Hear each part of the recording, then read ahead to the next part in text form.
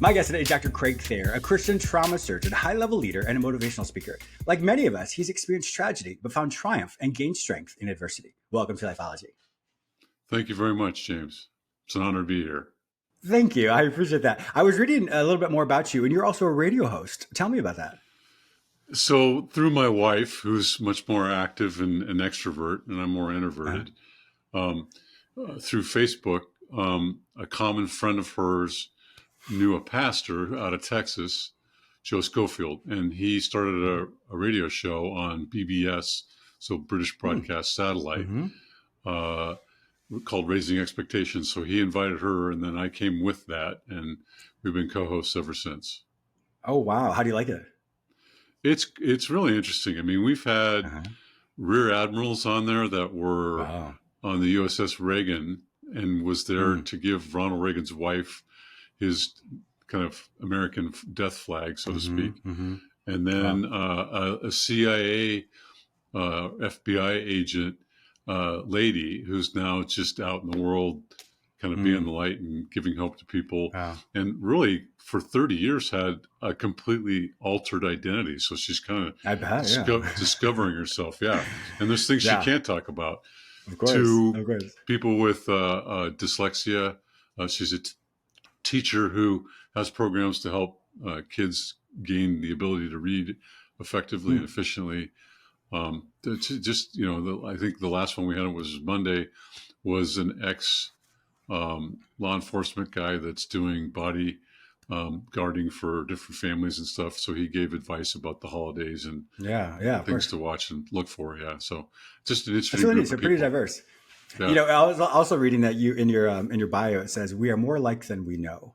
And that's funny. That's a tagline I have for Lifeology as well, is our life circumstances may be different, but the emotions we'll experience about those events are the same. And so if many people think, well, I can't really identify with this person or that person because they're at a different quote level than I am, but just look at the emotion they experience. When you recognize that, we all know what grief feels like. We all know what pain feels like. We all know what tragedy feels like. And when you can recognize that, that removes the socioeconomic barriers. It removes so many things because we can align and realize that we can, like you said, offer hope to everyone around us. Yeah. And being a surgeon, I kind of word that we all bleed the same.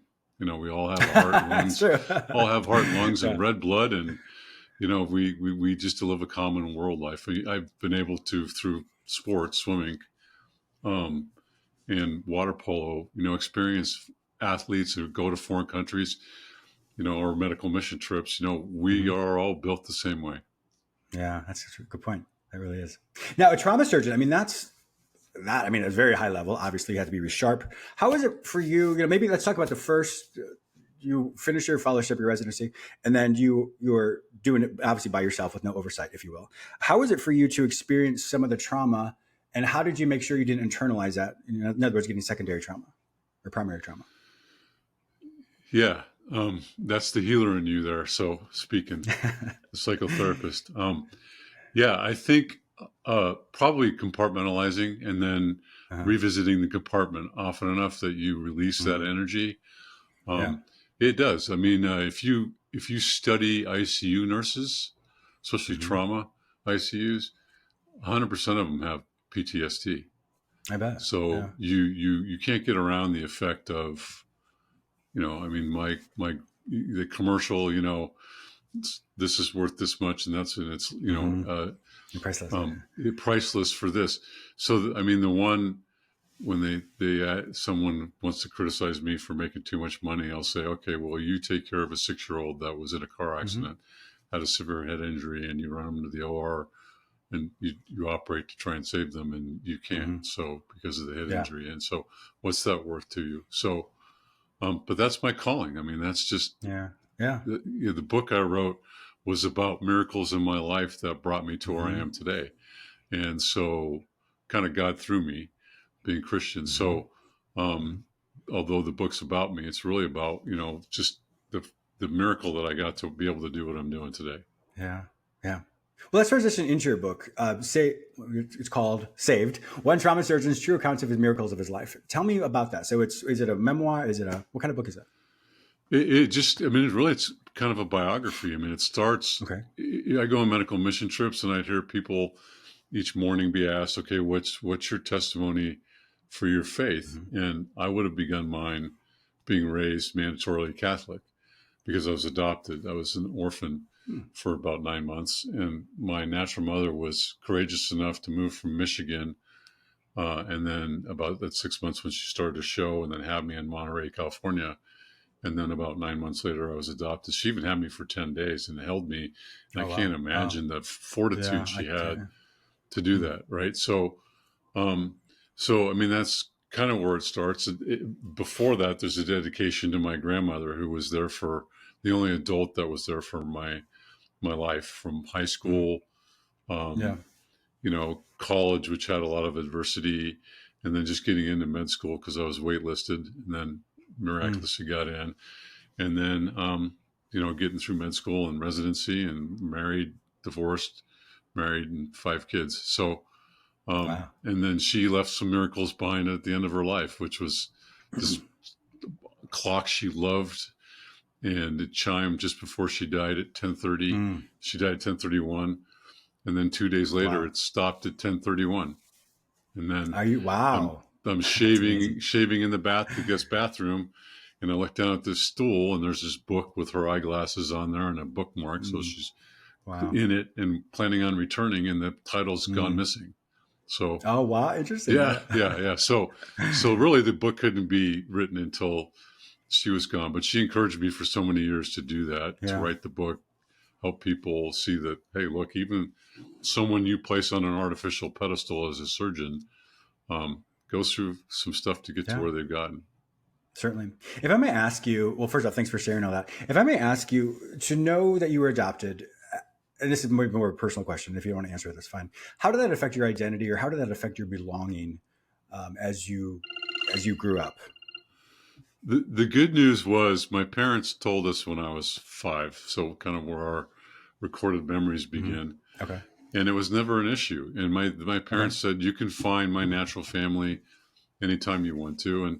And so it was not an issue. And I've grown up. And in actuality, that loyalty to the parents who raised me kept me Mm-hmm. from really continuing to reach out to my natural family. So my Sure. wife is like a private investigator. So she found my natural family's, That's funny. my mother's side first. And through a Uh, picture that a natural sister that I had, um, connected me with my natural father's side. And then since then, we've been out for, family reunions and connected. And I mean, they're great people, but it's like, imagine the first connection. You don't know what your natural father's told. yeah. My natural Mm-hmm. mother had already passed away. There was an obituary with the Vian last name. So it's a Belgian last name. And the other important thing was is I had the info because my grandfather was the attorney that did the adoption. So I had full names and Oh, birth interesting. dates, but not a Gotcha. location. And that obit sent my wife to look in Michigan through property records of Mm. their names, Smart. and boom, there's names that match. And so That's funny. reaching out in different ways. Yeah. So I would say a loyalty to my parents that raised me Mm-hmm. kind of kept me from continuing to reach out to my natural father who was still alive. And then COVID hit. And then interestingly, he couldn't hear very well. So through his wife, she would tell him what I'm saying. And then back, I could hear him speak. And then Mm. she has breast cancer, has a stroke. So she Oh, can hear, goodness. but she can't speak. So my lifeline connection, and he refused to wear hearing aids. So I couldn't communicate with him. So it Oh, was gosh. frustrating from that angle. Yeah. Yeah. Wow. Yeah, well, I'm glad that you have that loyalty to your family. And I know for other people that I've worked with, or people I've in fact I've had on my show, have talked about their struggle with belonging or with their identity since they've been adopted as well. So I'm glad to hear that that's something you haven't necessarily struggled with. Yeah. I No. wanted And to ask you. Go ahead. no, I was going to say, I'm grateful on Mother's Day because I can say, hey, look, I had 2 mothers. How many people can That's say right. that? So That's true. it's That's pretty very neat. true. Yeah. In your faith as a Christian, I'm sure you've seen many things, as a trauma surgeon and just in your personal life. What are ways in which when it doesn't make sense, when life happens, you went through your first divorce. I don't know, obviously, the details of that. You're working, you see all this death. how do you compartmentalize, or how do you understand, or how does it make sense for you in your faith as far as why some of these things happen? And I know this is your personal response, and so it has nothing to do with Christianity. It's just how you view things. You know, I have my own belief system as well, which makes sense. Right. But how do you specifically, how do you kind of work through some of those things when it just doesn't make sense why things happen? As a Christian, I'll say that I think God's very purposeful. And Mm-hmm. I love that, because if I know that he is always purposeful, then when things like that can't be explained happen, I can try and examine, as a scientist or whatever, as a Mm-hmm. human, what's the purpose of Yeah. that for me? And Yeah. it's clear, like over the last 2 years, there's been adversity in transferring. I moved from California to Georgia, and California kind of holds on to your license info to slow things down. They don't want people leaving California. So I can see in retrospect the Mm-hmm. reasons that purpose was there, and I call that pain to Yeah. purpose. So, like Mm-hmm. my childhood, the finding my mom having an alcohol problem, and then going to AA meetings at the age of 11 taught me a lot of empathy to Yeah. listen to people's Sure. testimonies. And then a physiology class in high school that, wasn't adversity, but it was educational. The human body is so complex. Mm-hmm. And then the the weird thing of me being able to get to tutor two blind students in geometry in my Wow. junior year as well. So this junior year was pivotal. And then I have a twisted intestine at the end of my junior year, which pulls me out. Didn't take finals, and I didn't get to run my yearbook around to people who I wanted to sign it. Oh, yeah. But that was like a seed about becoming a general surgeon. I didn't back then. I thought either being a cardiothoracic guy or neurosurgery was the more sexy of all those. The extreme That's funny. macho chest cutter. Yeah. But then That's residency, funny. or I should say medical school, convinced me otherwise, and just general Yeah. surgery was so much more complex. And then the trauma it's a disease of Yeah. rollouts, right? So you got to make sure you're not missing Yeah. something. Yeah. So You know, yeah, my viewers and listeners have heard me say this many times. I always like to look at, very similar to you, look at our life like a jigsaw puzzle. So we know like what the picture looks like when we have the box, and then as we start to put the pieces together, some of them just don't make sense. Like, well, this doesn't even look like it goes here. It's a completely different color. I have no idea. Manufacturer probably put something in that's wrong. But as each event, or as each puzzle piece comes together, we start to see that picture, and that's the retrospective. In other words, that's a looking back. Oh, this made sense. I met this person because of this. Or this situation happened because of that. Now, I personally, and I'm sure you don't believe this as well, that God is not a God of pain or brings tragedy, but he works through that. And through that, that's what we find where there's purpose, there's legacy, there's awakening, there's many things that come out of that. And so, when in the moment, if we have this myopic, or in other words, this really focused look at the situation, we don't understand it. But with that perspective, waiting a little bit longer, and as you continue to to pray and seek God, or just to have that inspiration, you'll eventually find why it makes sense. And so I think the struggle is in the moment forgetting that, just wait a little bit longer, and I'll be able to understand how this means. It doesn't mean it takes the pain away, but it helps you understand the purpose and the connection of who you're going to be in the future, or who you are today. yeah, absolutely agree. I mean, I call it the dark side. So I've been on the dark side a couple of times, meaning under anesthesia personally. So Oh, literally. twisted Yeah. intestine at 16 years of age, and then in it was probably about mid 30s or so, had pneumonia that then leaks bacteria into the outside of the lung between the chest wall, and called an Yeah. empyema, and then coughed a hole in my heart. And back Oh my then I would gosh. say, these things have, and I wasn't as great a Christian back then. So it was more personal, that I would say, this is me being taught to be a patient that makes me a better doctor. Mm. Yeah, I remember I had a pretty traumatic situation where I went to ER, and I was talking to him about certain things, and the doctor was probably one of the most how do you say this? There's no compassion in Right. with his bedside manner, and I remember as he was talking to me, I left that emergency room, and at that moment I made this declaration: I will never treat a patient like that ever in my life.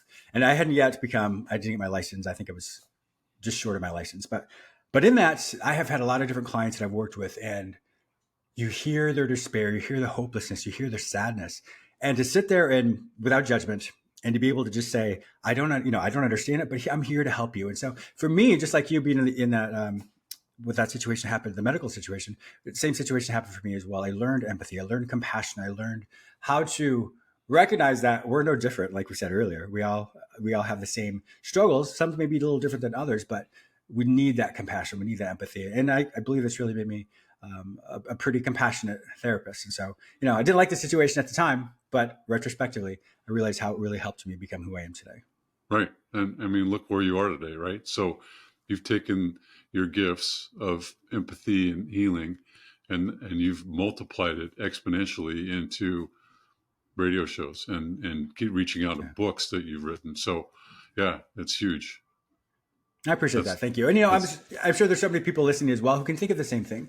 So perhaps right now, my viewers and listeners, take a moment to reflect on when it didn't make sense and you waited a little bit longer, and how did things link together? Because I think if we forget that, then we just get stuck in the moment. And so when we experience an event, we forget we've probably experienced something similar to that before. Maybe once again, the situation may be different, but we've experienced grief before. We've experienced loss before. What did I do that worked for me to help me get through it? And what did I do that didn't work for me so I can avoid that? And so when we use our past history to be able to help us through something, we learn the lesson much more quickly and be able to launch forward into our next destiny, I suppose, or purpose. Yeah, I think especially these days, a lot of people kind of get stuck in the victim mentality, right? And so getting out of that mindset is huge. You need to okay, I'm here, and look back and then find the way out, climb out of that valley of the shadow of death. Yeah, exactly. Sometimes I walk through the valley. It doesn't say I'll camp out in the valley, but I walk through the valley of the shadow of death. There's in psychology we have what's called radical acceptance. So radical acceptance means you accept the facts as they are. Doesn't mean you like it. Doesn't mean you approve of it, but you accept them. So these are the facts. And so when I look at the facts, now I can say, well, what do I do with it? And the way to kind of reframe that or think what radical acceptance really means is the quote, trouble is inevitable, but misery is optional. So the trouble are the events. This is what's happened. I've looked at it, but the misery is my choice. Do I choose to sit in the misery? Now, of course, I'd never minimize grief, because grief is a very important factor when it comes to healing, and everyone has a different time frame of what grief looks like. But it is also important to recognize I don't have to sit in the misery. If I've experienced a loss, if I sit in that misery, that's my choice. And so I know it's hard for people to hear that at times or really recognize that, but it is true. The pain is there, but if you sit with that, with the misery of that, and your life becomes miserable, then unfortunately that's the outcome that you're choosing. And so once again, I say that with compassion because I've been there before. I've sat in that misery, but the recognition is we have the agency, we have the rights and the personal responsibility to make sure we can walk through that so we don't have that misery and we can start a life in a different way, even though this can be painful at first. But as you move forward, you'll find once again that your life is just as bright as it was before. Yeah, I think you've already psychoanalyzed me. So, I don't want to say that. I do the same thing. I mean, my mom died when I was a freshman, and my dad died when I was a junior, or in between junior and senior year. And his was horrific because my mom's was sudden. You can deal with it, and then, but what exactly what you said. You have a choice of being sad or not sad. And on the other hand, especially with parents, I do think going back and on birth dates or certain events to rememorialize those and feel the pain again is releasing. So it's not like you just compartmentalize it and wall it off and leave it there forever. I think it's important to revisit and then honor them. Otherwise, what was their purpose on earth? Yeah. Well, I think that's a really good point is when we look at our life in general is, I think in general, just making sure what legacy am I leaving for someone or for the people around me? You may have a big platform or not a big platform, but the people around you will remember you. And so it's important to remember that every moment, every interaction we have kind of solidifies it. So think of a beach. A beach is a beach, but it's filled with these tiny grains of sand. So every event or every situation or every interaction you have with someone creates the type of beach that you want to have. And so when you think of it in that respect, we all create that legacy. And so what kind of legacy are you leaving? So for example, I'm talking to you today, you're leaving a legacy in this conversation. I'm leaving a legacy as well. And so the concept of being more mindful and more intentional, and sometimes not even talking, just listening can really create and spark something within someone else to help change their life as well. Yeah, totally. I mean, somebody asked me what I define as success, and I think it's relationships, right? It's how many people can you touch their lives and Yeah. understand what they're going through, and give them a hand up. Yeah, it's true. And I like the hand up, the give them a hand up as well. That's incredibly important. I've had situations like that before where I was surprised, but once again, people have been very kind in many different areas of my life that have given me that level up. And it's nice to be able to give that back to others as well, because, we're all human, and we all, if we help each other, we all level up together as well. Yes, true. Now, you wrote your book, once again, Saved, One Trauma Surgeon's True Account of the Miracles of His Life. With that book itself, are you wanting to write more books? What's next for you? Well, yeah, yes and no. In the very beginning, it's just a glitch happened, and that Mhm. was the transfer from California to Georgia. And so, Uh-huh. that being said, again, it seems like I'm feeling a calling in a same direction with gifts of teaching, empathy, and healing, Mhm.